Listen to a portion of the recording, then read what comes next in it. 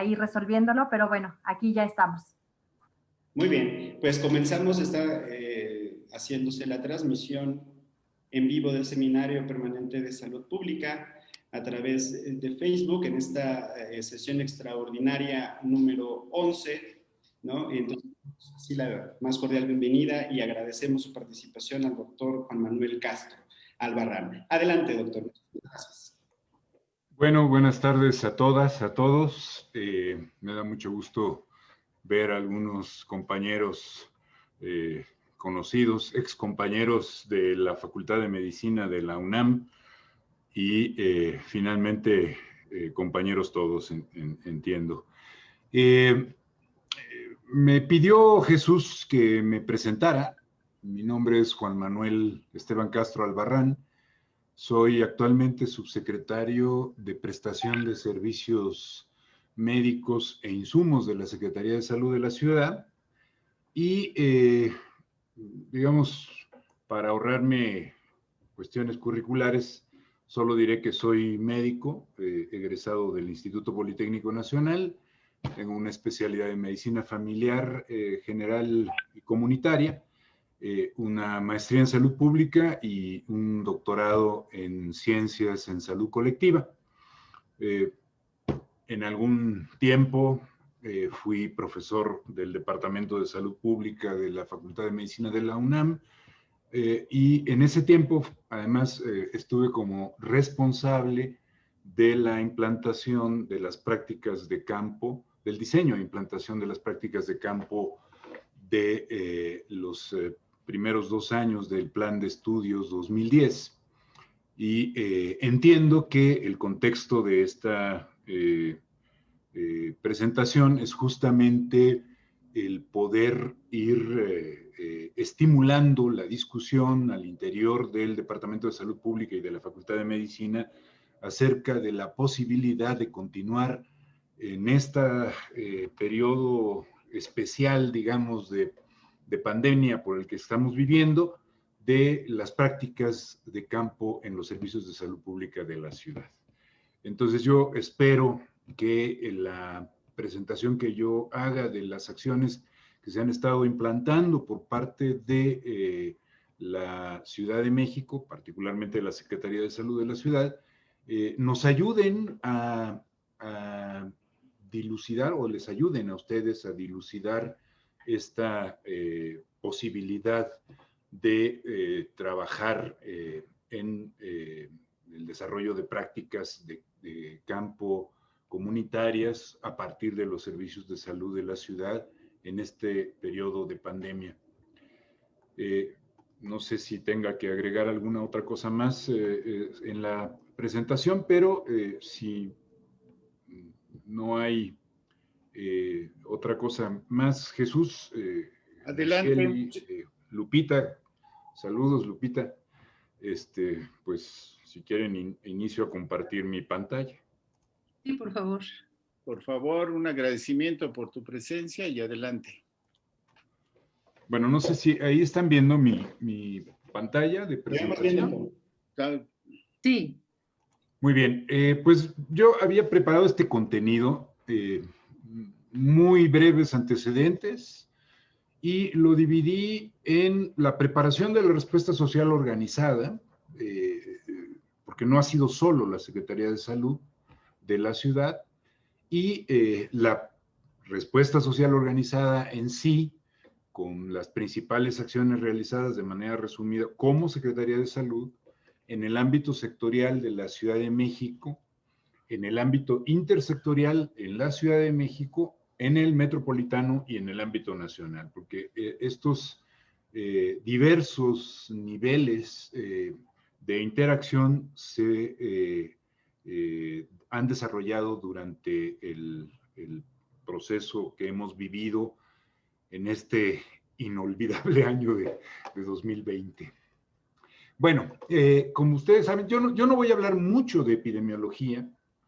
Digamos, podríamos abordar el tema desde la perspectiva epidemiológica, pero la verdad es que lo que quiero es presentarlo como la respuesta del sistema de salud a el problema epidemiológico.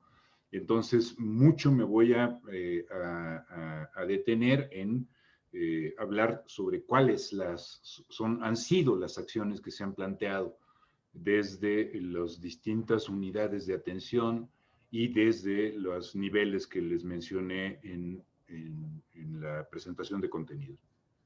Bueno, solo como antecedente, ustedes todos y todas saben que el 31 de diciembre del 2019 se transmitió por parte de la República Popular China una alerta epidemiológica mundial sobre un brote de un síndrome de infección respiratoria aguda grave, en el cual ya habían 27 personas involucradas en la provincia de Wuhan, en China.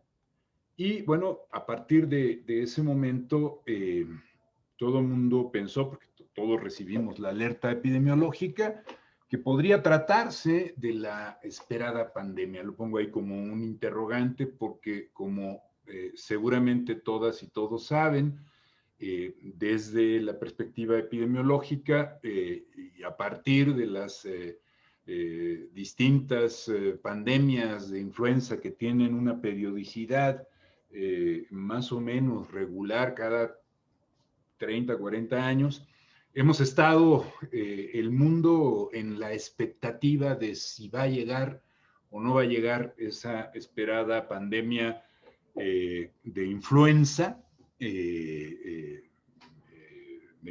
aviar que se transmita ya en humanos, como la que se ocurrió hace 102 años en Europa y que se extendió hacia el resto del mundo y, como todos y todas saben, dejó un aproximado de 100 millones de decesos en el mundo, ¿no?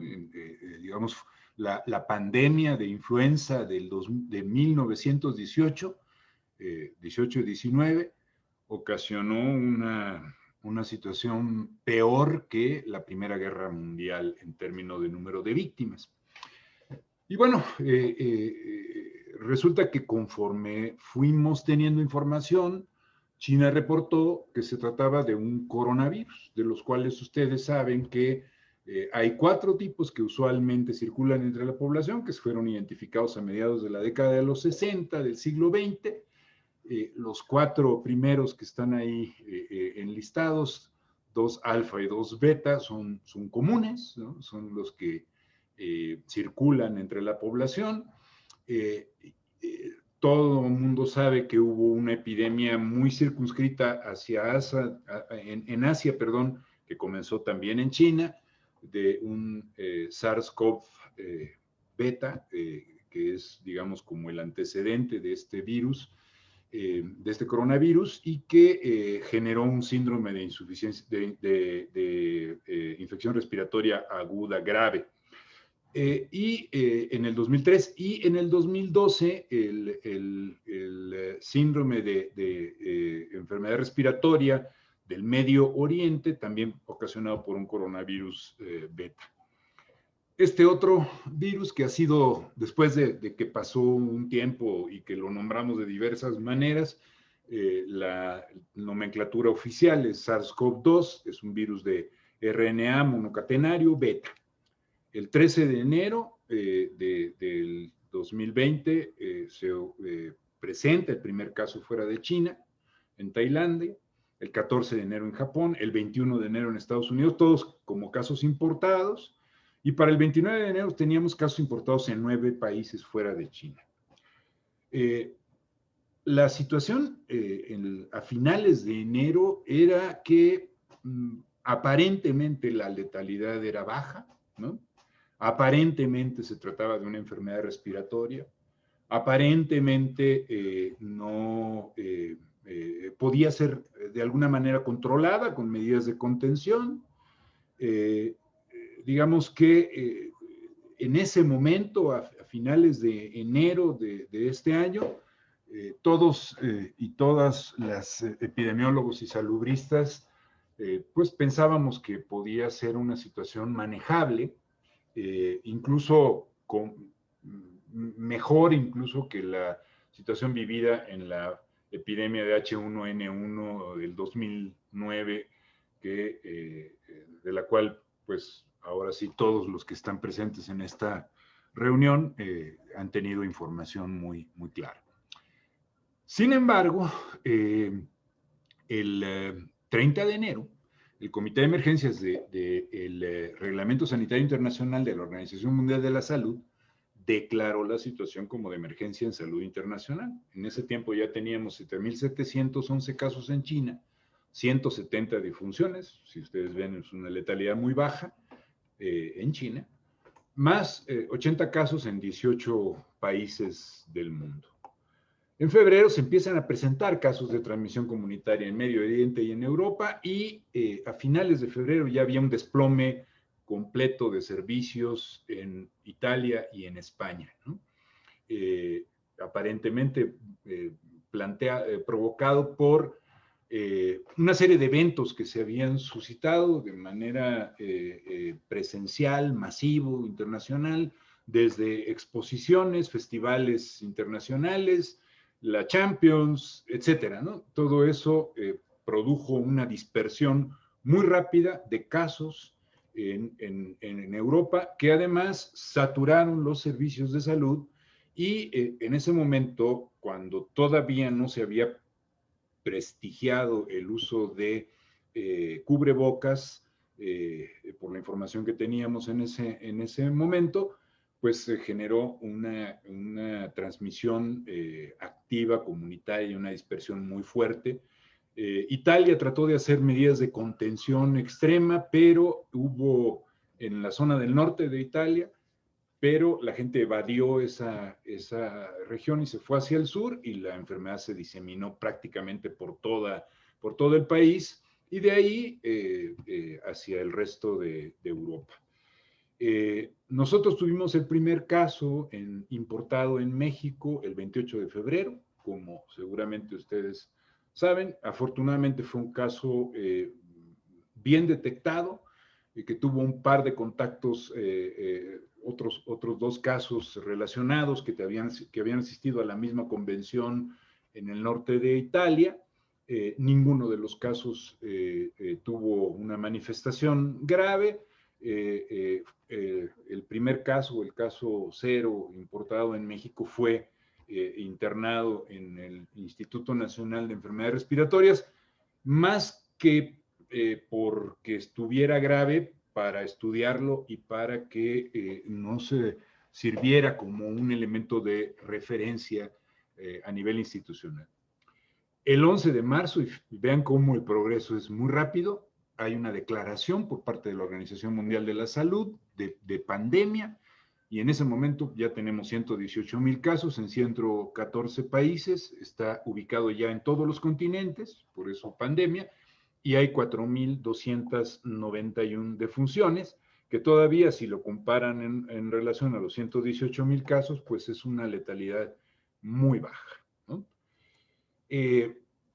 Ante todo esto, y ahí yo me voy a enfocar, y por eso les decía, ya no voy a hablar mucho de epidemiología, voy a hablar, evidentemente la epidemiología es la base, es el método con el cual nosotros formulamos la respuesta. No puede haber respuesta social organizada sin una base epidemiológica, pero no me voy a detener en datos que ustedes conocen, porque además supongo que muchos de ustedes o todos han seguido atentamente las conferencias nocturnas de nuestro subsecretario del Gobierno de México, el doctor Hugo López-Gatell, que de manera muy didáctica ha ido explicando, ¿no?, las distintas fases de la pandemia, y se han presentado y se presentan todos los días los resúmenes de la situación de casos en el país, ¿no?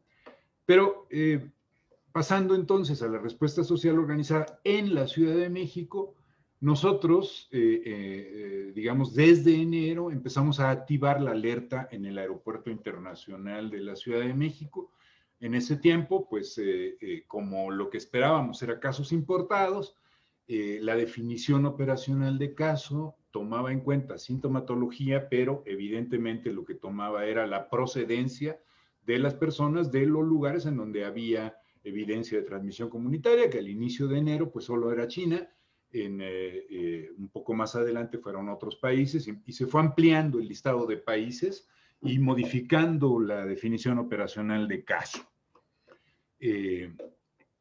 También se activaron las unidades de vigilancia epidemiológica de las jurisdicciones sanitarias en la Ciudad de México, solo para aquellos que no lo sepan. En la Ciudad de México hay 16 jurisdicciones sanitarias, una por cada alcaldía de la Ciudad de México. Somos, junto con el estado de Tabasco y el estado de Baja California, las únicas 3 entidades federativas que tenemos una relación 1 a 1 con el gobierno básico a nivel municipal, alcaldía en la Ciudad de México. También se activaron las unidades Centinela de influenza, que ya estaban activas porque era temporada de influenza, ¿no? Recordemos que estábamos en el invierno en la Ciudad de México, y entonces las unidades Centinela de influenza lo que se hizo fue fortalecerlas. En ese momento teníamos 16 unidades en jurisdicciones sanitarias más 7 hospitales que reportan al sistema de vigilancia epidemiológico de enfermedades respiratorias, y lo que estábamos era atentos a cualquier presentación de esta síndrome respiratorio, que todavía creíamos que era una enfermedad respiratoria, en la Ciudad de México. Se activó también el Comité Estatal de Vigilancia Epidemiológica y el Comité de Seguridad en Salud de la Ciudad de México, y hubo la primera reunión del Comité de Salud del Comité de Salud de la Ciudad de México. Establecimos coordinación con la CINSAE. La CINSAE es la Comisión Coordinadora de los Institutos Nacionales de Salud y los hospitales de alta especialidad. Desde muy temprano, el doctor Gustavo Reyes Terán, que es infectólogo, nos previno de la situación que se podía presentar con este virus, y empezamos a tener reuniones de trabajo para ir preparando una respuesta conjunta. Aquí yo quisiera hacer un pequeño paréntesis para decir que la respuesta social organizada, en particular en relación a COVID, ha permitido la construcción de una respuesta unitaria del Sistema Nacional de Salud, que en nuestro país es un sistema desmantelado, segmentado, fragmentado y desmantelado en los últimos 35 años o 40 años durante la época neoliberal, con distintos experimentos para preparar su privatización y privatización de servicios, aunque de manera velada. Tuvimos un desmantelamiento sistemático de servicios, y ahorita les digo un poco por qué hago esta afirmación y por qué digo que estaba y está todavía desmantelado el sistema de salud. Uno de los primeros elementos es cuando vino todo este ajuste económico derivado de la necesidad de servir a la deuda externa impagable que contrató el país en los años 80. Las primeras planteamientos fueron dejar de invertir en recursos humanos porque se consideraron gastos, y eso afectó fundamentalmente a los sectores sociales, educación, salud y desarrollo social, fundamentalmente, ¿no? Entonces, desde los años 80 tenemos serias restricciones para contratación de personal en las diversas instituciones educativas y de servicios, particularmente salud en el país. Pues ahí ese es un primer elemento. Las dificultades de contratación van aparejadas con una situación salarial que, si bien en los últimos años mejoró un poco, sí, durante toda la década de los 80s y los 90s tuvo una situación muy compleja en la cual el personal de salud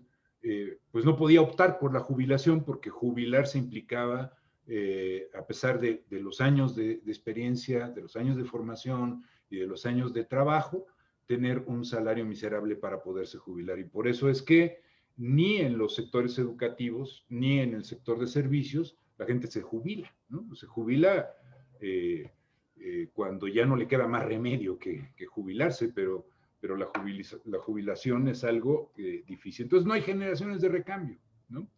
Eso van a ver ustedes cómo afectó el desempeño de los servicios de salud en esta pandemia. El otro elemento que hablo del desmantelamiento es la segmentación de nuestro sistema, que fue planteado como una consolidación del Sistema Nacional de Salud en los años 80, que en realidad se convirtió en una especie de juego de Juan Pirulero, porque la reforma constitucional que subió a rango constitucional el derecho a la protección de la salud, en la forma en la que estaba redactado en la propia Constitución, desdecía ese derecho como un derecho universal, porque planteaba: en México toda la población tiene derecho a la protección de la salud, punto. La ley definirá las modalidades de acceso a los servicios. Y entonces, con esa forma de plantear que la ley va a definir cómo acceden los ciudadanos a los servicios, lo que teníamos era ciudadanos de primera, de segunda, de tercera y hasta de cuarta que accedían a los servicios de una manera diferencial, ¿no? Entonces, esas reformas que han sido planteadas como en otra época como reformas, como un mecanismo triunfal en el desarrollo de la respuesta social organizada, en realidad lo que hicieron fue iniciar el proceso de desmantelamiento de los servicios. La descentralización fue otro de los desmantelamientos de los servicios que concluyó, que tuvo 2 etapas, y bueno, y todo esto concluyó con la creación del Sistema de Protección Social en Salud o Seguro Popular en el inicio del siglo XXI, que consolidó el desmantelamiento de la salud pública del país, porque privilegió fundamentalmente la atención médica, no la salud pública, y además de privilegiar la atención médica, lo que definió fue el acceso bajo un seguro que tenía que ser contratado, aunque fuera gratuito, ¿sí? Y renovado cada cierto tiempo por la persona de manera voluntaria e individual, como si se tratara de una transacción mercantil, para poder disfrutar, no sé si alguien disfrute de los servicios de salud realmente, pero para poder disfrutar de un número determinado de intervenciones que no llegaba ni a la tercera parte de las intervenciones totales que da el Seguro Social o el ISSSTE, ¿no? Que se compromete a dar, porque tampoco las da completamente. Entonces, el asunto ahí, esos 3 elementos, nada más como para abrir boca, son los que nos encontramos en la Ciudad de México en el momento de la pandemia y en un proceso que ustedes seguramente han visto, que se ha vivido desde inicios del 2019, de tratar de reconstruir el sistema de salud, haciendo reformas a la Constitución y a la Ley General de Salud para la creación de un sistema universal. No alcanzamos a implantar todo esto, ni en la ciudad ni en el país. En la ciudad habíamos avanzado durante los primeros años del siglo XX en la creación de un sistema de gratuidad de servicios y medicamentos en los hospitales de la ciudad, pero no se había alcanzado en el resto del país y no se ha alcanzado aún. Entonces, con esta situación, nosotros empezamos a tratar de preparar la respuesta, y cada vez que la información fluía de una manera más clara en relación a la pandemia y a las características tanto del virus como de la enfermedad, nos empezamos a dar cuenta de que necesitábamos un fortalecimiento de un trabajo conjunto con el resto de las instituciones del sector en la ciudad y con una participación con otros sectores de la administración pública e incluso con una participación del sector privado. Entonces, en esa fase de preparación, fortalecimos el Laboratorio Estatal de Salud Pública, particularmente en su componente de biología molecular, no es el Banco Mundial lo que aparece ahí, sino es biología molecular, la provisión de insumos de equipos de protección personal y también la preparación de la compra de ventiladores y otros y monitores para un fortalecimiento de las áreas de cuidados intensivos de los hospitales. Hubo, como decía yo hace un rato, modificaciones en la definición operacional de caso sospechoso para pasar de China hacia un limitado número de países, hacia después simplemente con el hecho de haber viajado al extranjero y después, ya en la fase en la que estábamos con casos comunitarios, pues hablar de fundamentalmente la sintomatología.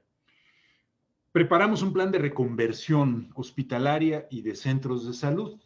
En la Ciudad de México, nosotros tenemos como parte del gobierno de la ciudad una Secretaría de Salud que está conformada por tres organizaciones, pero dos fundamentalmente de prestación directa de servicios, que son los servicios de salud pública de la Ciudad de México, que antiguamente, antes de la descentralización, pertenecían a la Secretaría de Salubridad y Asistencia, después Secretaría de Salud, y que se encargan de las jurisdicciones sanitarias y los centros de salud y de toda la salud pública de la ciudad. Y la otra parte es lo que son los hospitales públicos de la ciudad, que se derivan de una institución que ya los jóvenes que están presentes en esta reunión no conocen, pero seguramente han oído hablar por sus padres o abuelos, y que fue la Cruz Verde, ¿no? Una institución que daba servicio de atención de emergencias en las demarcaciones policíacas y que fue evolucionando hasta conformar 4 hospitales de traumatología, de choque trauma en la Ciudad de México, el Rubén Leñero, el primero de ellos, Joco, Balbuena, Villa, los otros 3, y después hacia hospitales infantiles, que después se transformaron en pediátricos, hospitales materno-infantiles para atención de partos y cesáreas, y los hospitales generales que actualmente cubren la Ciudad de México. Tenemos 32 hospitales en la Ciudad de México, con esa modalidad de la que les estoy hablando, 230 centros de salud, unidades clínicas de especialidades, hasta ahora cerca de 20 clínicas de especialidades, y esa es nuestra infraestructura en salud pública, ¿no? de la ciudad, a la cual pueden acceder de manera gratuita desde 2001 las personas que no tienen seguridad social en la Ciudad de México y que son residentes de la Ciudad de México. Pero esa infraestructura llega nada más hasta al llamado segundo nivel de atención. La infraestructura para atender problemas de alta especialidad, pues son los hospitales de los institutos nacionales, los hospitales de referencia federales y los institutos nacionales de salud. Pues el plan de reconversión lo que hizo fue transformar algunos hospitales. Nosotros seleccionamos 4 hospitales, 3 generales y un pediátrico, para podernos sumar en una primera etapa a la ampliación de espacios hospitalarios para la atención de COVID, cuando todavía creíamos, insisto, que era una enfermedad respiratoria, y sumarnos a el Instituto Nacional de Ciencias Médicas y Nutrición, Salvador Subirán, que era una de las cabezas, al INER, que era la segunda cabeza del nivel federal, y a otros hospitales que se fueron sumando del nivel federal.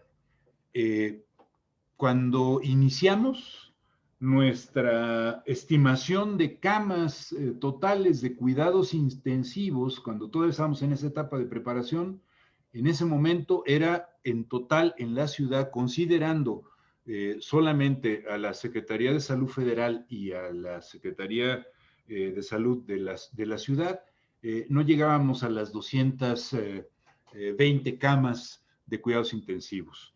El planteamiento en el plan de reconversión era llegar hasta tener 850 camas de cuidados intensivos, todas con ventilador y monitor, en una etapa epidémica que sabíamos que se iba a presentar en algún momento de la pandemia. Entonces, esa parte fue una parte fundamental porque había que comprar ventiladores, el país no los produce, se tienen que importar, hubo operativos federales para comprar esos ventiladores, había acaparamiento de esos ventiladores en Europa y en Estados Unidos. Entonces hubo una serie de problemas para la reconversión, pero logramos ir reconvirtiendo. También en esa reconversión empezamos a establecer filtros de triage o de tamizaje o de definición, ¿no? Es una palabra francesa, pero que se utiliza para poder clasificar adecuadamente al tipo de pacientes que ingresan a un hospital y que es utilizado para situaciones de emergencia. Y aquí eran triajes respiratorios en los cuales lo que hacíamos era filtrar a aquellas personas que podían tener un padecimiento respiratorio que entrara con la definición operacional de caso de COVID-19 y el resto de los pacientes se referían hacia el resto de los hospitales de la red. Poco a poco nos empezamos a enterar de que ya no se trataba de una enfermedad exclusivamente respiratoria. O sea, una cosa es la puerta de entrada y otra cosa es que esta es una enfermedad multiorgánica, multisistémica, que tiene afectación hacia muchos órganos de nuestra economía y que la atención de los problemas, de las distintas fases de esta enfermedad, pues requiere de una preparación especial y requiere de especialidades y de alta especialidad en algunos de los casos, ¿no? Entonces, todo eso fue preparándose y reconvirtiendo. Se conformó un equipo metropolitano, ¿no?, de atención médica e investigación. Hubo un incremento del operativo de vigilancia activa en el aeropuerto de la Ciudad de México. Y desde muy temprano, a finales de enero, empezamos con cursos de capacitación masiva al personal dirigida a dos cosas, el uso adecuado de los equipos de protección personal. Me parece mentira, pero vamos, desde el lavado de manos había que reenseñarlo, ¿no?, hasta el uso adecuado del cubrebocas y de la protección de ojos, sobre todo en ciertas áreas de atención hospitalaria y de atención ambulatoria. Entonces, así llegamos a finales de febrero. Como ustedes seguramente saben, recuerdan, el 28 de febrero tuvimos el primer caso que ya les había mencionado. Y a partir de ese momento empezamos a tener muchos, en el mes de marzo, muchos otros casos, todos con antecedentes de haber viajado al extranjero. No había habido hasta casi finales de marzo evidencia de transmisión comunitaria. Todos eran casos importados, generalmente provenientes de Europa, algunos de Asia. Empezamos a tener algunos casos de Estados Unidos, pero nos habíamos mantenido, digamos, con un silencio en cuanto a transmisión comunitaria hasta que empezaron finalmente los primeros casos de transmisión comunitaria a finales del mes de marzo, ¿no? Para entonces nosotros habíamos logrado ya consolidar la preparación de nuestros hospitales, ya habíamos logrado adquirir equipo y estaba en proceso de entrega ese equipo que se había adquirido para la ciudad y para fortalecer los hospitales de la SINSAE, y teníamos ya una vinculación de carácter metropolitana en el caso de salud. Se empiezan a dar comunicados diarios de la Jefatura de Gobierno, que se suman a los comunicados diarios que todos escuchan en transmisión por televisión por parte de la Secretaría de Salud del Gobierno de México. Y también dentro del proceso de reconversión nosotros creamos unidades de hospitalización temporal en los 3 hospitales definidos como COVID, que eran que son el Enrique Cabrera, el Belisario Domínguez, el Hospital General de Tláhuac y el Hospital Pediátrico de la Villa. Se sumó otro hospital general, el Hospital de Ajusco Medio, en donde también se estableció un área de hospitalización temporal, y se empezaron en abril a hacer los primeros planteamientos con la iniciativa privada para utilizar espacios masivos que pudieran ser reconvertidos para la hospitalización en caso de la transmisión epidémica. Y de eso voy a hablar más tarde. Para el mes de marzo empezamos con primeras restricciones a la movilidad. Hubo posposición de eventos masivos de más de 1,000 personas, suspensión de audiencias públicas y asambleas ciudadanas, medidas de higiene y limpieza en el transporte público, fortalecimiento del personal médico de Locatel y C5. Esto es algo importante y por eso hablo de una respuesta que no es solamente una respuesta sectorial, sino una respuesta en la que intervienen otros órganos de gobierno.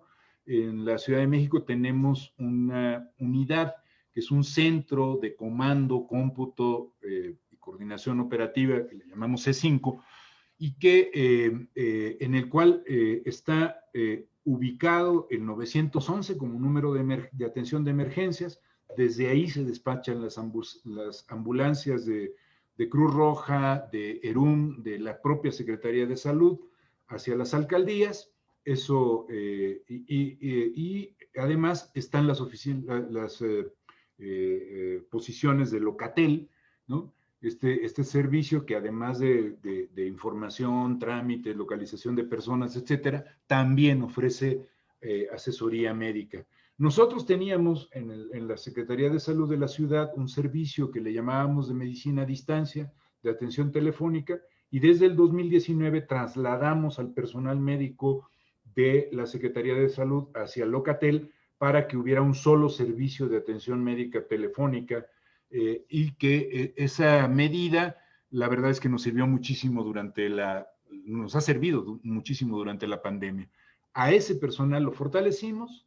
Hubo un convenio con algunas universidades, particularmente con la UAM Xochimilco, para que pasantes en servicio social se capacitaran y atendieran telefónicamente las llamadas y fortalecieran al personal de Locatel y nos ayudaran también en la identificación de casos graves que pudieran ser referidos hacia los hospitales. Se suspendieron trámites presenciales, se cerraron las actividades en alcaldías y dependencias, hubo como ustedes saben, un no circula extraordinario, las estaciones del metro, el 23 de marzo se suspendieron las escuelas y el 31 de marzo llegamos a la declaratoria de emergencia por parte del Consejo de Salud de la Ciudad de México, un poquito después de la declaratoria de emergencia que nosotros ansiábamos que ocurriera por parte del Consejo de Salubridad General. Nosotros hicimos una declaratoria de emergencia por el Consejo de Salud de la Ciudad de México y se estableció a partir de ese momento en sesión permanente el Comité Científico de Vigilancia Sanitaria de la Ciudad de México, presidido por la jefa de gobierno. Nosotros planteamos ahí que teníamos que tener un solo sistema de salud en la ciudad, en la zona metropolitana del Valle de México. Y eso ocurrió a partir de ese momento, por lo menos para COVID y para la atención de otro tipo de problemas, porque aunque se empezó a disminuir la llegada de personas a los hospitales por las medidas de restricción de la movilidad, de todas maneras, pues teníamos hospitales que estaban atendiendo partos y otro tipo de problemas de salud de la ciudad. Y algo muy importante que se hizo también en marzo fue la creación de un número único, gratuito, al cual uno podía enviar un puede enviar, pero podía en ese momento, de manera inicial, un mensaje con la palabra COVID al 51515 y nosotros trabajamos con la Agencia Digital de Innovaciones del Gobierno de la Ciudad para que se desarrollaran todo un algoritmo que permitía contestar en línea una encuesta y que permitía ir clasificando a las personas como sospechosas o como no sospechosas de COVID y sobre todo aquellas que podían tener con más precisión COVID. Eso se vinculó al sistema de vigilancia epidemiológica de la ciudad muy temprano, en marzo. El 23 de marzo, si no mal recuerdo, fue cuando empezamos a hacer las primeras pruebas del SMS al 51515 y que se fue afinando conforme fue pasando el tiempo. Al principio, cuando todavía no estábamos en una fase de transmisión comunitaria plena, la gente no se registraba. Ahora, mucho tiempo después de que esto ya está implantado y de que se han hecho modificaciones a la definición operacional y a los algoritmos para la selección de las personas y se ha vinculado a la vigilancia epidemiológica territorial y a los estudios de contactos y de casos a nivel territorial, pues el SMS ha sido declarado como obligatorio. O sea, cuando alguien tiene sintomatología o sospecha que tiene COVID, para poder acceder al sistema se tiene que dar de alta sus datos en COVID, recibe un folio, aquellas personas que con los algoritmos salen como sospechosas, pues se les llama por teléfono por parte del personal de Locatel. Si se trata de alguien que esté en una situación de emergencia, es comunicado a través de el área del 911 y se le transfiere hacia un hospital o se le dan instrucciones para que se quede en casa y espere una brigada que le tome muestra, o se le indica que vaya a un sitio a tomarse las muestras. Pero en ese momento, pues estábamos en una fase inicial y entonces el alcance pues fue extendiéndose poco a poco. Ya en la fase epidémica, que empezó en el mes de abril, para entonces hicimos un convenio con inversionistas que tienen concesionado el centro de convenciones que está en el Hipódromo de las Américas. Había habido una experiencia interesante en España, particularmente en el Instituto de Ferias de Madrid, que en un plazo muy breve, si recuerdan, hubo una experiencia de la construcción de un hospital en Wuhan en 2 semanas, en 3. Con esa experiencia, en 2 o 3 semanas se habilitó un hospital temporal en el Instituto de Ferias de Madrid y sirvió para contener de alguna manera casos leves de la epidemia y algunos casos severos. En el caso de México, empezamos a trabajar en el diseño de esto con un grupo de empresarios, entre los cuales destaca la Fundación Carlos Slim, y con esta inversión prácticamente se reconvirtió el centro de convenciones en un hospital con una capacidad máxima de 850 camas. Y con todas las camas, con instalaciones de oxígeno y gases medicinales, con camas hospitalarias, con unidades de terapia que le llamamos terapia respiratoria avanzada, que no son realmente una terapia intensiva, pero tampoco es una terapia intermedia, digamos que es un intermedio entre el intermedio y la intensiva para el caso de COVID. Y que fue abriéndose por etapas. La primera etapa, la llamada sala C, la llamada sala B, tenía 242 camas con 8 posiciones de terapia, y la llamada sala C se aumentó hasta con 300 y pico más y 20 camas de cuidados intensivos. Se han ido fortaleciendo esas camas de cuidados intensivos, entonces esto nos ha ayudado a contener la progresión de la epidemia. Estamos hablando de atención hospitalaria.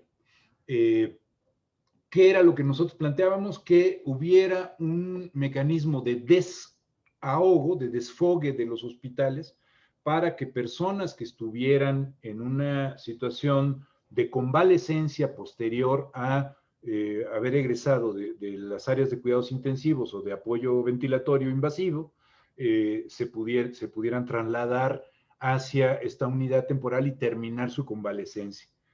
Por eso es que nosotros previmos no tener un punto de entrada en la unidad, sino que todo funcionara a partir de la referencia y que esa referencia se hiciera por todas las instituciones. La Ciudad de México se encargó de pagar los salarios de los médicos, enfermeras y del personal operativo, así como de los medicamentos e insumos para la salud que se utilizaran, y los inversionistas proveyeron el espacio y digamos, el equipamiento, y la Universidad Nacional Autónoma de México, a través de la Facultad de Medicina, la operación de lo que llamamos los servicios de bata gris o de servicios generales del hospital. Entonces, con la sinergia entre una institución académica como la UNAM y nuestra Facultad de Medicina, la Secretaría de Salud y los inversionistas privados, la unidad temporal COVID es una realidad. Durante toda la epidemia fuimos transformando su vocación original para solo recibir a pacientes convalecientes en una unidad para atención de hospitalización temprana no complicada, y al final de cuentas sí atiende pacientes complicados a través de las áreas de terapia intermedia y de una serie de camas que han sido bloqueadas para lo que llamamos la estrategia de puntas nasales de alto flujo con mascarillas para evitar la dispersión de aerosoles. Entonces, esto nos ha ido ayudando muchísimo a todas las instituciones del sector para desfogar la atención de los hospitales. Nunca, en ese sentido, por todas esas acciones que se hicieron conjuntas, nunca llegamos realmente a tener un colapso de los hospitales de la ciudad, ni de los institutos nacionales de salud. Llegamos en mayo a tener una capacidad instalada de camas con ventilación mecánica a 986, tan solo en la zona metropolitana de la Ciudad de México, contando a el Instituto de Salud para el Estado de México, la Secretaría de Salud de la ciudad y los hospitales de la SINSAE. A esas se les tiene que sumar forzosamente las camas reconvertidas del Instituto Mexicano del Seguro Social, del ISSSTE, de SEDENA y de Marina. Entonces logramos tener una oferta de camas con ventilación mecánica muy importante en la ciudad, de cerca de, llegamos casi a 2,000 camas en la zona metropolitana, perdón, del Valle de México. También tuvimos apoyo de médicos internacionales, que fue muy polémico. Sí, la brigada Henry Reeves, que es una brigada de internacionalistas cubanos que han actuado en Estados Unidos y en otros países de América Latina y del resto del mundo en situaciones de emergencia como el ébola o como los ciclones y huracanes o como situaciones de necesidad de construcción de servicios de salud en Ecuador o Venezuela o en Bolivia o en otros sitios, en Angola, por ejemplo, estuvieron trabajando con nosotros codo con codo para incrementar la capacidad de personal. ¿Por qué? Se preguntarán los detractores de esta estrategia. No se dan cuenta de que en el país teníamos una escasa oferta de médicos y de médicos especialistas, porque en los últimos tiempos, pues, en todos esos tiempos del neoliberalismo, a pesar de que se había incrementado la producción de médicos en el país, porque tenemos una epidemia de escuelas de medicina, la posibilidad de que esos médicos egresados anualmente se inserten en una especialidad, ustedes saben que había sido muy, muy baja durante todos los años del neoliberalismo. Entonces, nosotros teníamos una gran necesidad de médicos, en principio de médicos internistas, de médicos intensivistas, de urgenciólogos, después de anestesiólogos y después de cualquier médico que supiera lo que es trabajar dentro de un hospital, ¿no? Así es como estaba el asunto, por lo que les decía del desmantelamiento histórico de los servicios. Entonces, el apoyo de los médicos internacionalistas ayudó a mejorar la respuesta en algunas áreas de nuestros hospitales y sobre todo a que pudiéramos tener una mejor atención. Bueno, ha aumentado el número de pruebas que hemos desarrollado, y en la medida en la que pasamos de la fase de emergencia, si ustedes consultan las páginas abiertas del gobierno de la Ciudad de México de datos sobre COVID, tenemos 2 páginas en las cuales en el gobierno de la Ciudad de México ustedes pueden recabar información sobre COVID, se pueden crear mapas en esas, son páginas interactivas, se puede revisar diariamente los reportes que tanto la ciudad de manera general, por institución y de manera metropolitana se construyen con toda la epidemia, y uno puede ver el modelo epidemiológico que hemos seguido para poder contextualizar todo esto que les estoy diciendo.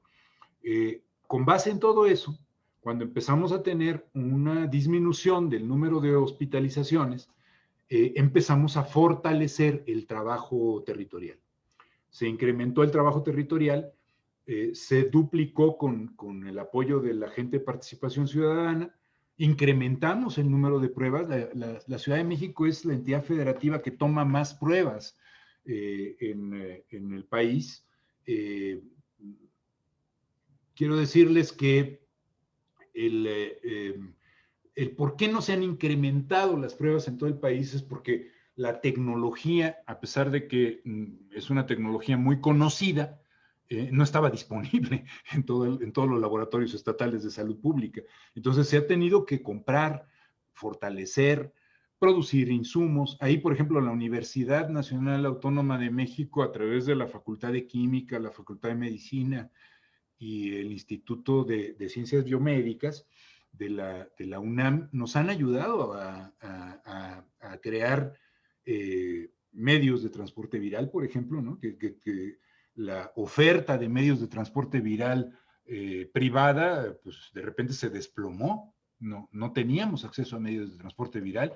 La universidad empezó a crearlos. También se empezó a crear los hisopos, que no son cualquier hisopo. Los hisopos tienen que ser hisopos de dacrón o de alguna fibra sintética, pero los de dacrón son los mejores, porque los hisopos tradicionales de Cary Blair o los hisopos que se utilizan como hisopos para otro tipo de problema, pues son de algodón, y lo que hacen es absorber el material viral y no favorecer el que se pueda hacer el estudio del material viral. Entonces, todo eso ha ido, digamos, sumando esfuerzos y ha ido incrementando una gran inversión de la Ciudad de México para fortalecer el laboratorio del Instituto Nacional de Nutrición, el laboratorio del Instituto Nacional de Enfermedades Respiratorias, el laboratorio del Instituto de Enfermedades Genómicas, el INDRE y el Laboratorio Estatal de Salud Pública, de tal manera que ahora estamos tomando cerca de 6,000 pruebas diarias como Ciudad de México, solamente como servicios de salud pública de la Ciudad de México, y a esos hay que sumarle las de otras instituciones y las privadas.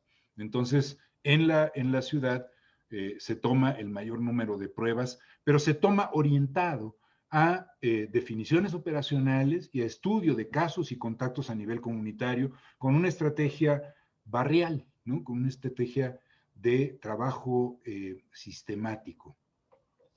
Esto ya nos permitió transitar hacia un semáforo naranja, que yo les puse aquí que a partir de agosto y saber cuándo más vamos a mantener, como dicen en Chiapas, saber cuándo vamos a poder salir del semáforo naranja, o si no vamos a tener que regresar al semáforo rojo en algún momento determinado, y de ahí, eso depende de algunas cosas que les voy a decir al final. Hemos incrementado entonces la colaboración con las instituciones educativas y de investigación para el desarrollo científico-tecnológico. Hemos desarrollado diversos protocolos de investigación conjuntamente con CINSAE, fortalecido equipos médicos para detección territorial, hacemos lo que les decía con ADIP y con Participación Ciudadana, operativos conjuntos, en donde incluso hay apoyos hacia las familias que tienen que estar recluidas, ¿no? Apoyos con recursos económicos para que puedan surtirse de despensa y con algunos insumos, cubrebocas, etcétera. Revisión y evaluación de nuevas tecnologías diagnósticas. Estamos en proceso de implantar pruebas rápidas de antígeno una vez que nos la libere el nivel federal, ¿no? Nosotros ya quisiéramos tener en nuestras manos las pruebas rápidas de antígeno porque estas pruebas rápidas nos darían en 15 minutos respuesta, ¿no? Las pruebas de PCR están tardando aproximadamente entre 48 horas y hasta 4 o 5 días, dependiendo de los problemas que de repente tienen los laboratorios para procesar. Entonces, todo esto está como una estrategia integral. Se están trabajando en kioscos, en estrategias de kioscos en colonias prioritarias. Y hay algo importantísimo que tiene que ver con la participación de la ciudadanía. La Ciudad de México, y si ustedes se meten a la página de la ADIP, de la Agencia Digital de Innovación Pública, tiene monitorizado a través de las cámaras que están distribuidas en la ciudad el uso de cubrebocas, ¿no? Entonces se hace una estimación diaria de uso de cubrebocas en toda la ciudad y con eso nosotros y con otras variables lo metemos en un semáforo que nos permite ir diferenciando cuáles son las colonias prioritarias, en qué colonias tiene que hacerse un trabajo más intensivo a nivel territorial. Seguimos teniendo problemas muy serios en la zona centro de la Ciudad de México, particularmente en la colonia Morelos, Tepito, pues, y todo el comercio ambulante del centro, en zonas de Iztacalco también, ¿no? Venustiano Carranza, pero curiosamente en Iztapalapa y en los pueblos originarios de Tláhuac, de Milpa Alta, de Tlalpan, el uso de cubrebocas es muy alto, ¿no? Entonces, mucho depende de la propia ciudadanía el que podamos ir conteniendo la epidemia. Si yo pudiera presentarles, voy a dejar de compartir esta presentación que se ha hecho un poco larga, perdón, pero les voy a compartir o intentar compartir lo que es, denme un segundo porque no localizo esto. Las curvas que se construyen diariamente con apoyo de la ADIP y de la coordinación de asesores de la jefa de gobierno, en donde se ven los modelos, tanto los resultados de los modelos epidemiológicos como de el seguimiento cotidiano que hacemos en la ciudad. Perdón. Ay. Creo que aquí está uno. Discúlpenme, pero yo creía que lo tenía luego aquí y aquí está, ya. Share. No sé si ahí están viendo cómo se ha incrementado el número de hospitalizaciones de hospitales públicos y privados en la zona metropolitana del Valle de México. Y le estoy poniendo como un ejemplo de todas estas fases de las que les he hablado, la fase epidémica evidentemente es el punto culminante de las curvas, y luego cómo hemos ido disminuyendo y hemos estado en los últimos tiempos con la línea rojo o naranja, es la línea que está planteando las personas hospitalizadas intubadas. Entonces es una larga línea, ¿no? Una línea larga que está como detenida, ¿no? En el tiempo, prolongada en el tiempo, pero que nos da un margen de disponibilidad de camas de cuidados intensivos y de apoyo ventilatorio en la ciudad. Y en la zona metropolitana, perdón, también se observan estas fluctuaciones que no han pasado de número de casos hospitalizados y no intubados en los hospitales.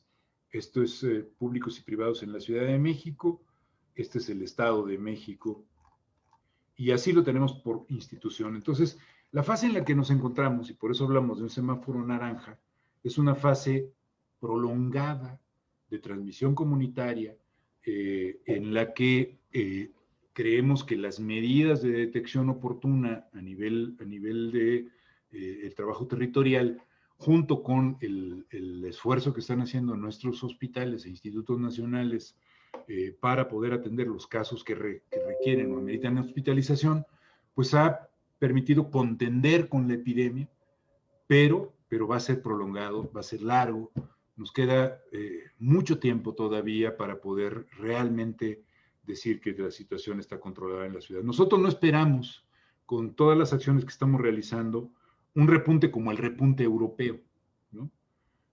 Los europeos, si ustedes se fijan, tuvieron un pico exponencial y luego establecieron medidas restrictivas, muy restrictivas, llegaron casi a cero y de repente liberaron prácticamente todo y volvieron ahora a triplicar, cuadruplicar, en algunos países casi hasta quintuplicar. El caso de la República Checa ha quintuplicado el número de casos que tuvo en la fase epidémica y ahora en invierno, ¿no?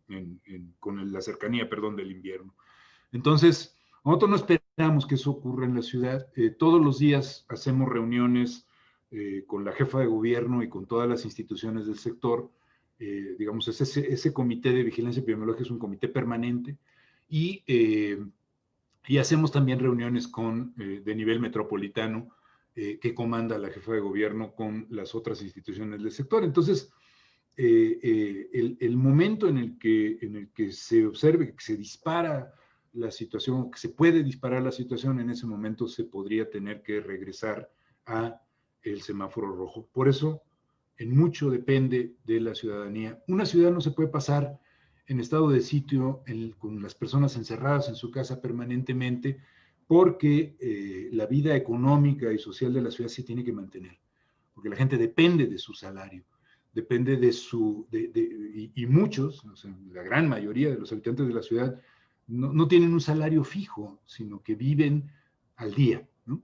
Entonces, es por eso que es difícil tomar la decisión de cómo balancear las medidas que todos los epidemiólogos quisiéramos tener, ¿no? Con las medidas de carácter económico y social para mantener la vida de esta metrópoli. Pues yo dejaría ahí mi presentación, creo que ya me extendí demasiado, solo plantearía que están puestos los distintos escenarios en los cuales pudiera, digamos, es que acabo de ver el comentario que puso Nacheli en el chat.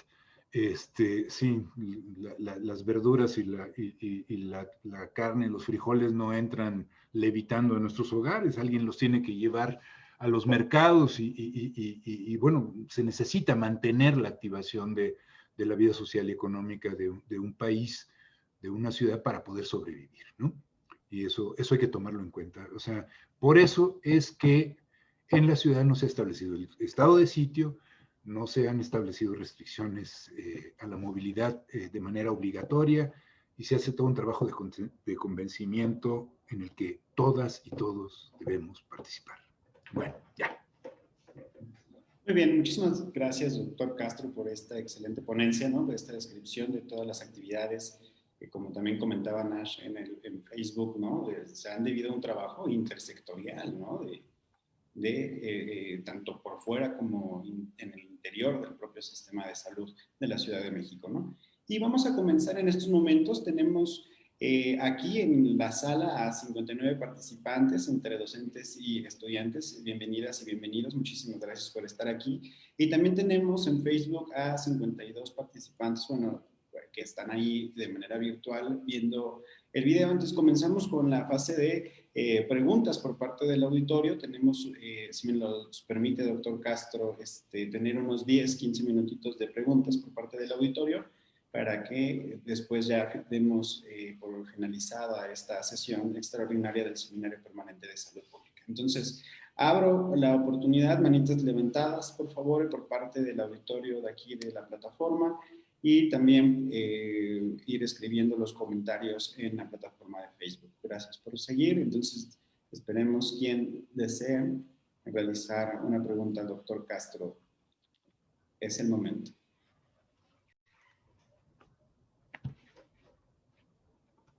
Doctora Lupita García, entonces, por favor, adelante. Muchas gracias, Ariel. Antes que nada, Juan Manuel, muchísimas gracias por aceptar, sabemos de tu agenda. Y bueno, siempre es un placer que estés acá con nosotros y más con una charla tan interesante. Tremendo recuento de las actividades, esto ha sido enorme. Y pues felicidades en ese aspecto.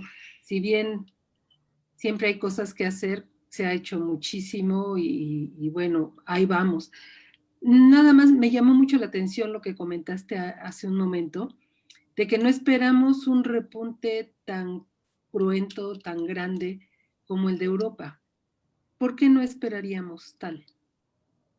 ¿Habemos menos vulnerables, menos inmunes? ¿O? No, por supuesto que no, y por supuesto que el índice, digamos,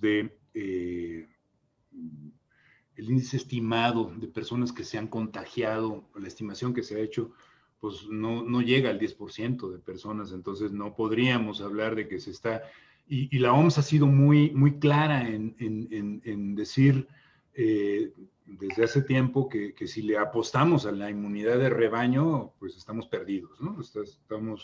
No hay esa posibilidad de que tengamos, y menos cuando la gente ha estado en muchas actividades en su casa, inmunidad de rebaño. O sea, lo que esperamos es lograr contener por más tiempo en la medida en la que pueden existir otros medios de prevención y de tratamiento, ¿no? O sea, no existe hasta ahorita un solo medio de tratamiento efectivo, ¿no? Como ustedes saben, o sea, todos los medios de tratamiento han sido sintomáticos, ¿no? Y lo que hacen es prevenir ciertos elementos de la cadena de acontecimientos fisiopatológicos que ocurren con esta enfermedad multisistémica, pero no hay ningún medicamento específico contra el COVID.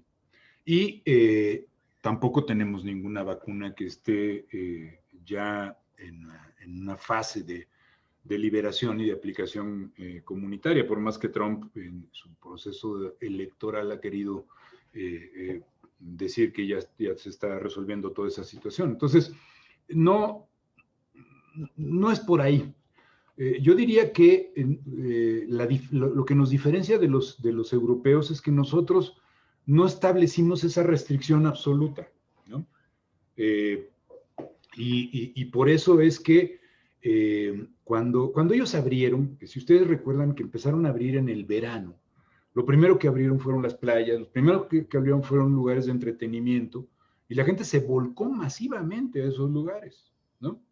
Entonces, aquí se ha ido cuidando qué se abre y dónde se abre, ¿no? Y digo, es complejo porque, por ejemplo, una de las cosas que a mí en lo personal me aterra, es la cercanía al fin del año y a todas esta serie de festividades religiosas que ocurren, ¿no? En esta época del año. Ayer tuvimos una demostración muy clara de algo que puede ocurrir con la celebración de San Judas Tadeo en la iglesia de San Hipólito, ¿no? El gobierno de la ciudad había logrado que se cerrara por parte del arzobispado, la iglesia de San Hipólito, y de que se trabajara con los feligreses, etcétera, pero hubo una presión importante, no masiva, ¿no? Porque año con año son cerca de 25,000 personas las que acuden al templo de San Judas Tadeo en peregrinaciones. Se estima que fueron cerca de 7,000 las que estuvieron el día de ayer. Entonces hubo una reducción importante, pero también de todas maneras implica un riesgo, ¿no? O sea, los efectos de esta interacción entre las personas, a pesar de que se usaba cubrebocas, etcétera, pues los vamos a notar dentro de 1 o 2 semanas, ¿no? Entonces, a mí me aterra el 12 de diciembre, me aterra la celebración de muertos, ¿no? O sea, todo lo que se ha estado tratando de hacer es evitar que se hagan las concentraciones masivas, ¿no? Nosotros no hemos abierto estadios de fútbol, ¿no? En Europa se empezaron a abrir los estadios de fútbol nuevamente y la consecuencia es que empezaron otra vez a repuntar los casos, ¿no? Yo no soy muy afín a que los restaurantes abran, ¿no? Pero hay que pensar en en las personas que viven de su salario cotidiano, no en los grandes restaurantes, sino en los changarros y fondas, ¿no? Entonces, y que son la gran mayoría de los lugares en los que se expenden comida. Entonces, ¿qué es lo que se ha hecho? Yo omití, por obvio de tiempo, hablar sobre otro tipo de actividades que se han hecho, pero tenemos una agencia de protección sanitaria que desde que empezó la pandemia se ha dedicado a hacer acciones de capacitación, de fomento sanitario, o que ha participado en operativos de cierre de establecimientos cuando esos establecimientos no están cumpliendo las medidas, en coordinación con el INVEA, que es el Instituto de Verificación Administrativa, ¿no? de la Ciudad de México. Entonces, estamos haciendo un balance entre, digamos, libertad con responsabilidad y sanciones a quienes no cumplen esa situación de la libertad, ¿no? O sea, y bueno, pues en ese sentido hay un ejercicio de la autoridad sanitaria que recae en la jefatura de gobierno, pero también esa parte de la libertad recae en la ciudadanía. Entonces yo creo que no tendremos ese repunte porque se tomarán medidas antes de que empiecen a verse esos cambios, pero no queremos llegar a esas medidas. No queremos llegar a las restricciones nuevamente, no queremos llegar a tener otra vez el confinamiento como el que tuvimos en los primeros días, ¿no? Y mucho menos a que se establezcan medidas de tipo autoritario, ¿no? en la ciudad, como muchas voces han querido que se planteen, ¿no?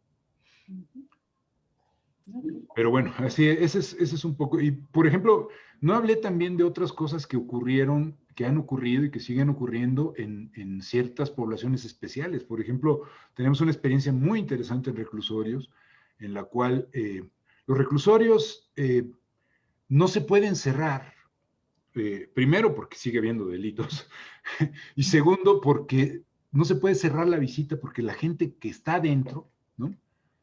Vive de los de afuera, ¿no? Literalmente. O sea, para poder sobrevivir se requiere de apoyo alimentario, de apoyo económico, de muchas cosas y del apoyo humano y psicológico de los familiares, ¿no? De las personas que están en reclusión. No todas las personas que están en reclusión son necesariamente ya personas sentenciadas, procesadas y sentenciadas y determinadas como culpables. Hay mucha gente que está en proceso.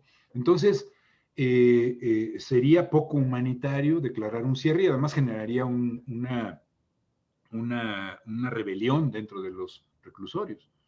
Ahí, por ejemplo, lo que hicimos nosotros desde temprano es establecer filtros, establecer mecanismos de detección.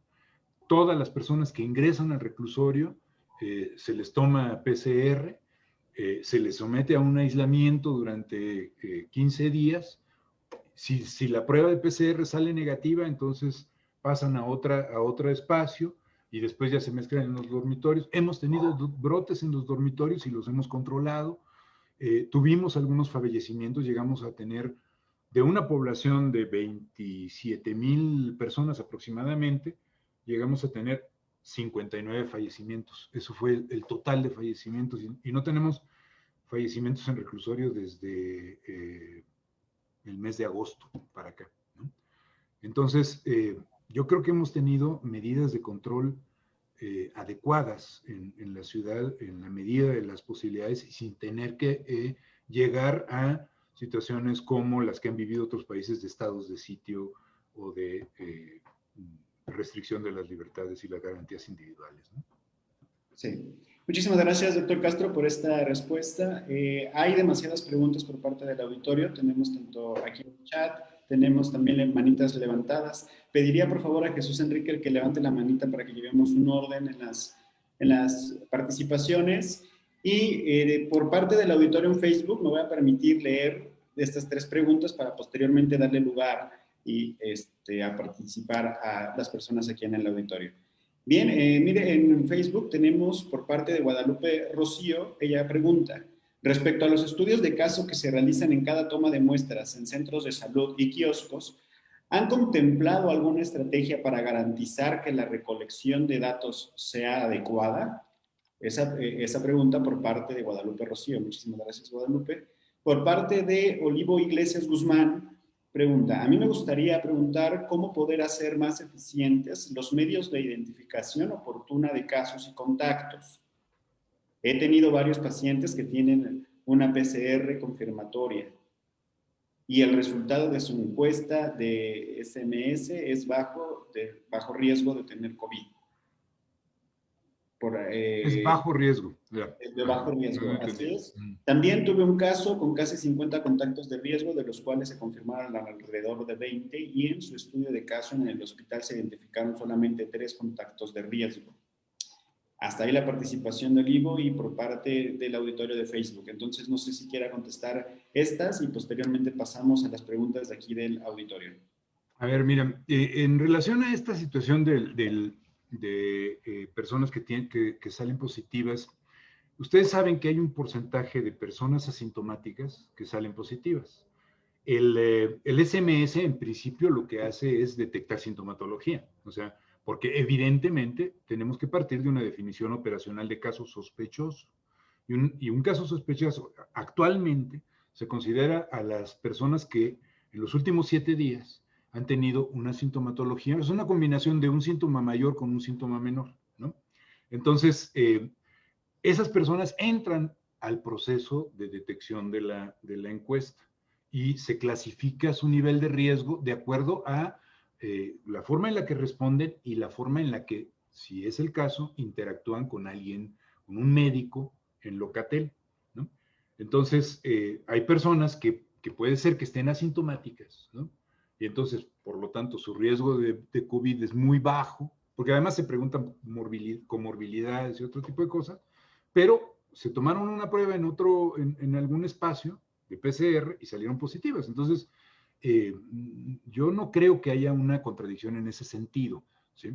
Sino lo que hay es que si seguimos teniendo, como está reportado además en la literatura internacional, personas asintomáticas que son positivas o personas que siguen manteniendo una carga de partículas virales incluso después de haber tenido la infección por COVID, que eso ocurre. Hemos tenido casos de personas que ya dejaron de tener sintomatología, fueron dados de alta, que ya no tienen lesiones pulmonares, pero que mantienen PCRs positivas 50 o 60 días después.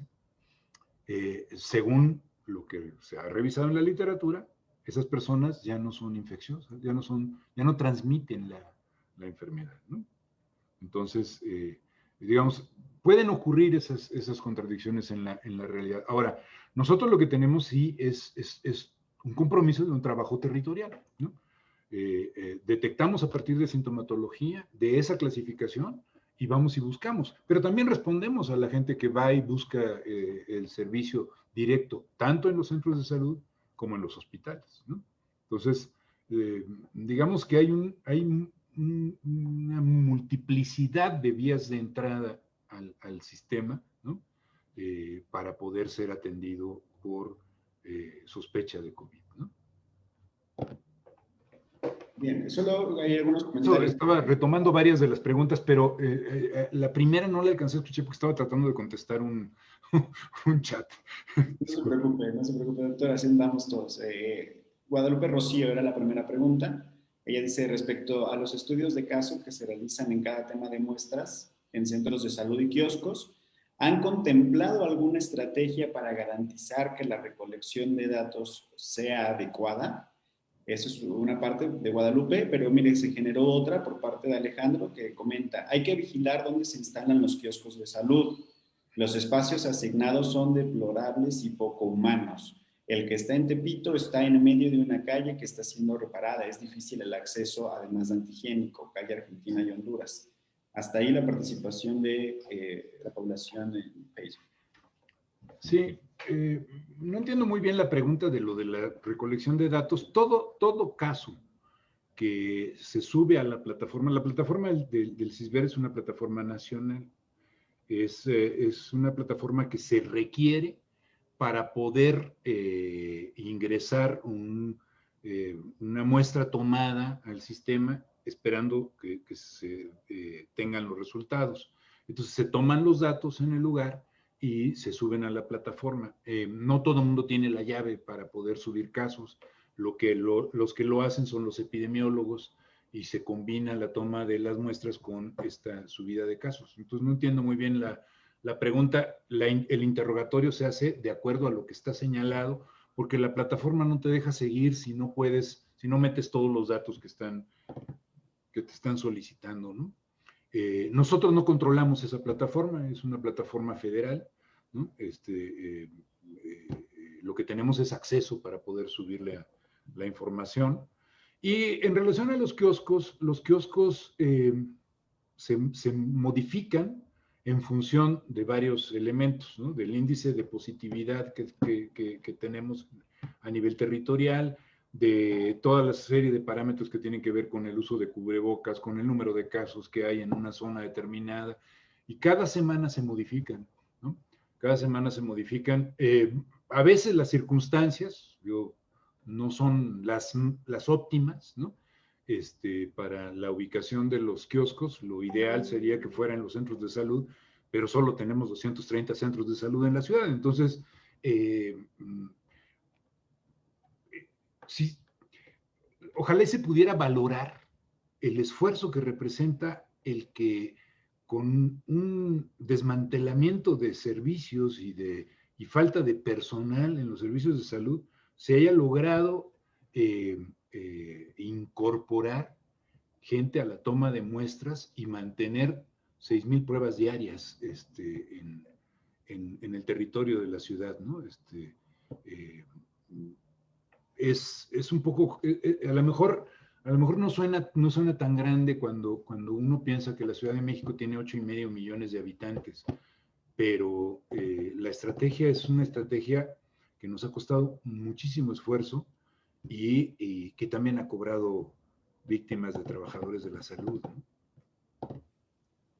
Muy bien, doctor Castro. Bueno, ahora vamos a dar paso a las dos manitas levantadas que tenemos en estos momentos. Por favor, así uno después del otro y ya para que el doctor Castro pueda contestar sus preguntas. De Julio Pisanti y doctora Nayeli Cortés. Adelante. Espérame un segundo. Hola, Juan Manuel, muchas gracias por tu presentación, que es extraordinariamente extensa, y pues también por este trabajo, digamos, muy extenso hecho hasta ahora y que pues realmente representa un esfuerzo inaudito, ¿no? Inédito.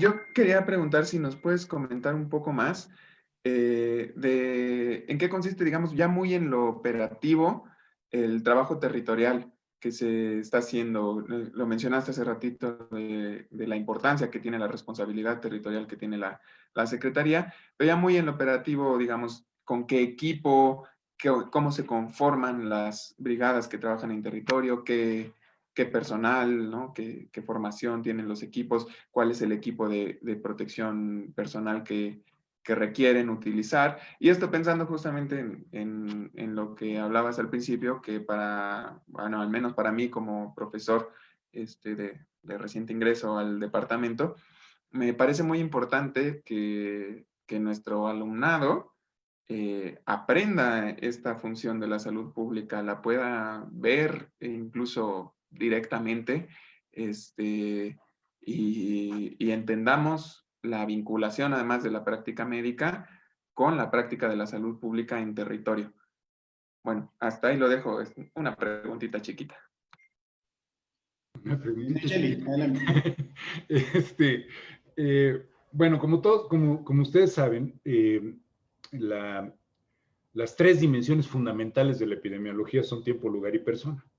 Entonces, el trabajo territorial tiene que ver con esas tres dimensiones de la epidemiología, ¿no? O sea, el lugar tiene que ver con una demarcación territorial geolocalizada en donde se producen casos, ¿no?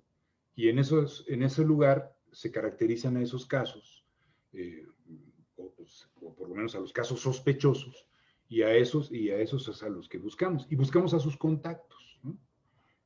Para poder, digamos, tratar de evitar que estos casos, si fueran casos activos, lograran transmitir la enfermedad hacia otros lugares, hacia otras personas, perdón, y hacia otros lugares, ¿no?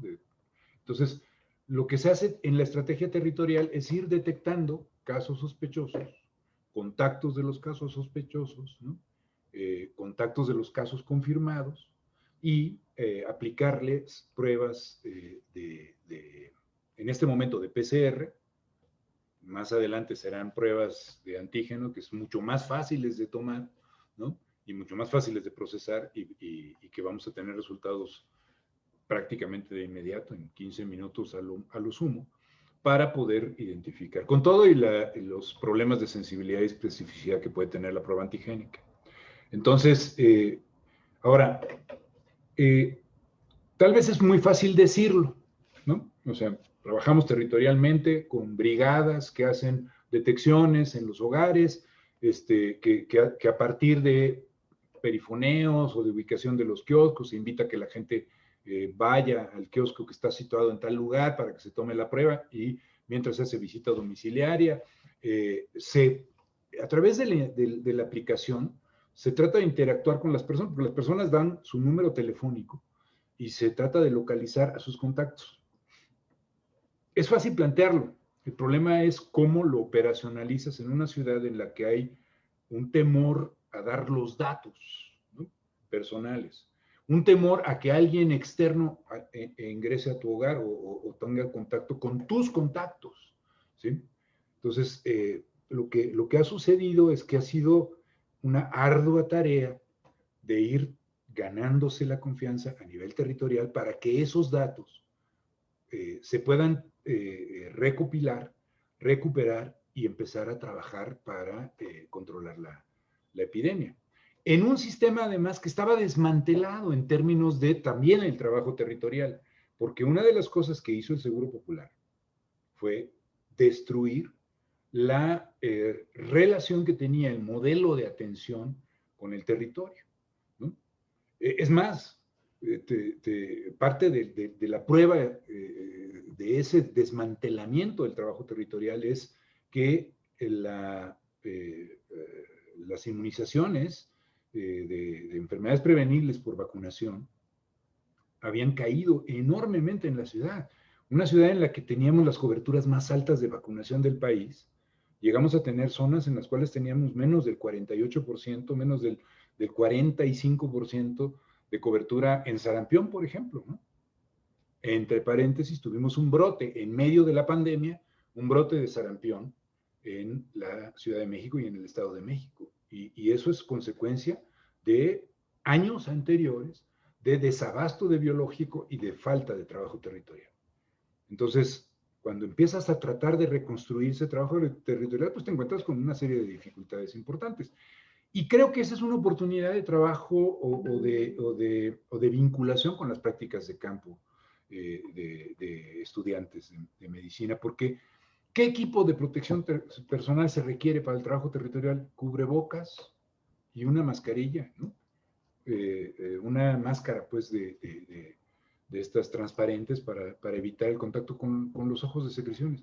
Nada más. Y estarte lavando las manos o estar usando gel Evitar el contacto personal, no saludar de beso, por supuesto, ¿no? Ese tipo de cosas son las que se requieren, ¿no? Para hacer ese trabajo territorial. Cosa muy diferente de la protección que se tiene que tener para la toma de muestras, o cosa muy diferente de la protección que se tiene que tener en las unidades de cuidados intensivos, donde hay la posibilidad de dispersión de aerosoles. Pero todo eso, desde hace mucho tiempo, desde principios de la pandemia, cuando todavía incluso no sabíamos muy bien de qué se trataba, todavía no lo sabemos completamente, ¿no? Tenemos muchísimas lagunas de conocimiento, a pesar de que estamos todo el día metidos en la lectura de literatura científica que se publica, pero a pesar de que todavía no sabemos muchas cosas, desde el principio se dijo cuáles eran el tipo de equipo para distintas actividades y áreas. Y todavía tenemos problemas entre nuestro propio personal de salud porque todo el mundo quisiera tener un Tyvek, ¿no? Cuando además, yo no sé si alguno de ustedes ha tenido la experiencia de meterse dentro de un Tyvek, ¿no? Y cuánto tiempo se puede soportar estar adentro de un Tyvek, a menos que quieras bajar de peso, ¿no? Entonces, el asunto es así de complicado, ¿no? Pero también hay que considerar que mucha de la gente que está haciendo trabajo territorial son gente joven, ¿no? Logramos contratar un montón de médicos generales, médicos en servicio social, que se terminó su servicio social y se recontrataron con nosotros a través de INSABI para que pudieran hacer ese trabajo. Y muchos de ellos, la gran mayoría, son compañeros que no tienen obesidad, que no tienen comorbilidades, que son jóvenes y que con el equipo de protección personal básico pueden hacer ese trabajo sin ningún problema. Muy bien, muchísimas gracias, doctor Castro. Pues bueno, finalizamos por último con la pregunta de la doctora Nayeli, ya para dar cierre al seminario que tenemos una levantada. Le debíamos ahí la participación. Manuel, que cerremos entonces ya la sesión del seminario. Adelante, Nayeli. Perdón. Muchas gracias, Juan Manuel. Siempre me da mucho gusto y aprendo mucho cuando te escucho.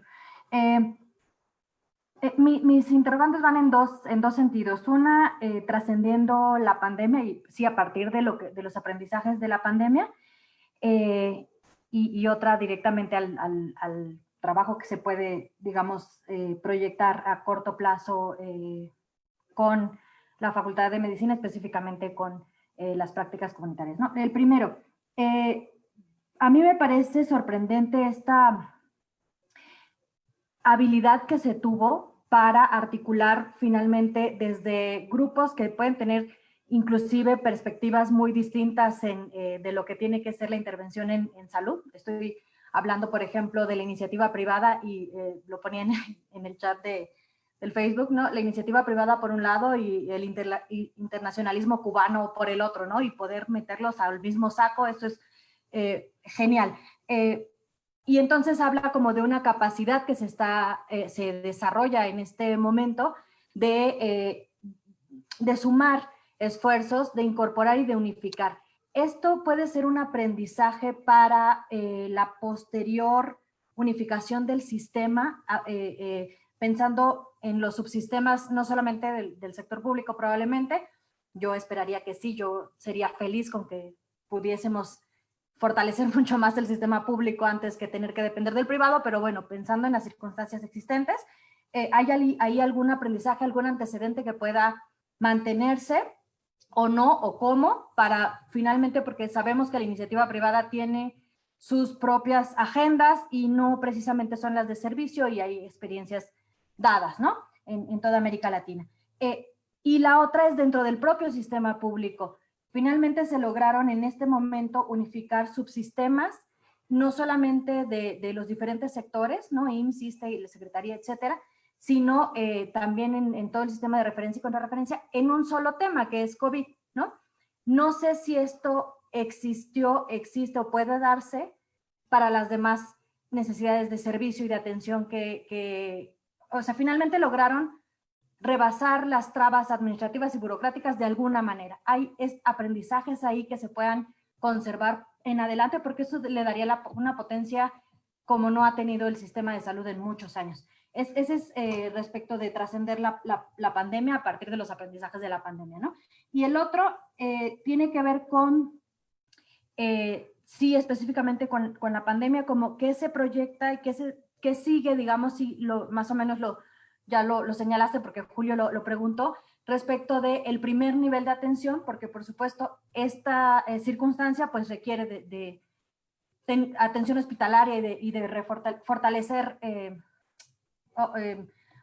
otros niveles que no son necesariamente el primer nivel de atención, pero seguramente el primer nivel de atención tiene ahí una respuesta específica que dar, que ya estás hablando de ella cuando hablas del trabajo territorial, pero entonces cómo se incorpora, digamos, a médicos, médicas generalistas, pero inclusive, bueno, nosotros estamos hablando de estudiantes de medicina que todavía no son ni siquiera médicos o médicas generalistas y que tanto pueden incorporarse o sumarse a actividades que se están llevando a cabo y que no requieren un conocimiento muy profundo de la medicina, sino una formación académica, saben poco más que leer y escribir, mucho más que leer y escribir, ¿no? O sea, sí hay cosas ahí que pueden tener ya de formación orientada a nuestros estudiantes y qué tanto podrían respaldar algunas de las necesidades de atención que no son precisamente, o sea, están dentro de los servicios médicos, pero no son necesariamente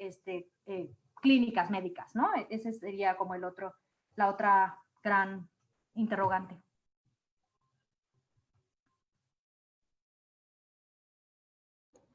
Perdón. Bueno, muchas gracias por tus comentarios y por tu pregunta, Nash. Efectivamente, yo lo puse en una de las diapositivas, por ahí perdido, un solo sistema de salud para la zona metropolitana del Valle de México. Eso es una realidad para COVID y para algunos otros problemas que se están intercambiando en términos de servicios, porque tampoco hablé desde la perspectiva epidemiológica del exceso de mortalidad. Son otros temas que están ahí, porque, digamos, la pandemia ha tenido un costo de oportunidad fundamental, ¿no? en las personas. Hay una consecuencia, y una de esas consecuencias es que tenemos un exceso de mortalidad por otro tipo de patologías, no solamente por COVID, ¿no? Y que se ha presentado en los estudios que nosotros conformamos una comisión científico-técnica de gente externa a la Secretaría de Salud, de investigadores independientes a los puestos de estructura de la Secretaría de Salud para que analizaran la situación de la mortalidad y nos dijeran, y ellos han planteado, tenemos un exceso de mortalidad, como ocurre en el resto del mundo, ¿no? En este momento. Entonces, hemos logrado establecer un intercambio de servicios que no se había construido antes, ¿no? Ahora, el problema, el reto es sostenerlo, ¿no? Y darle una adecuada estructuración para que la conformación del sistema de salud al que aspiramos se pueda construir en los próximos años, ¿no? Hay una base teórica y hay un sustento que, tengo que decirlo con toda claridad, fue desarrollado por la doctora Cristina Laurel, en un modelo, ¿no?, de atención, basado en la atención primaria de salud y en las redes integrales de servicios de salud, ¿no? Un modelo en el que fundamentalmente tiene un papel los servicios de salud pública y los servicios de medicina general, ¿no?